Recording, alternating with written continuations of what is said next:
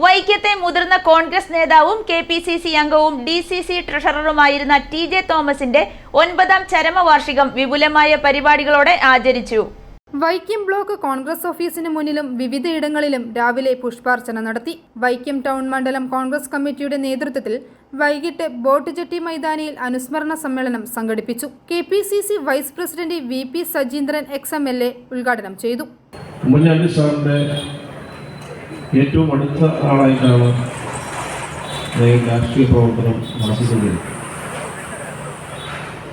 ഞാനാദ്യം 98-ൽ ഉപതെരഞ്ഞെടുപ്പിൽ മത്സരിക്കുന്നതിന്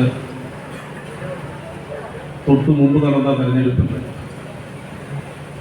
ശ്രീ KK ബാലകൃഷ്ണൻ മാഷായിരുന്നു അന്ന് സ്ഥാനാർത്ഥിയെങ്കിലും എന്നോട് നോമിനേഷൻ കൊടുക്കാൻ പറയുകയും നോമിനേഷൻ കൊടുക്കുവാൻ വേണ്ടി ഞാൻ തിരുവനന്തപുരത്തു നിന്നും വൈക്കത്തേക്ക് വരുമ്പോൾ അന്ന് ശ്രീ മോഹൻ D. ബാബു ആയിരുന്നു.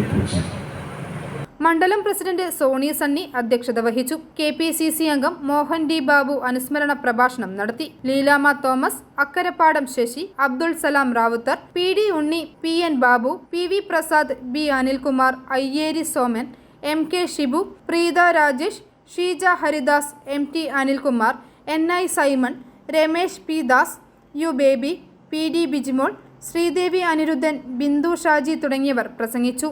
i4 news Vaikom.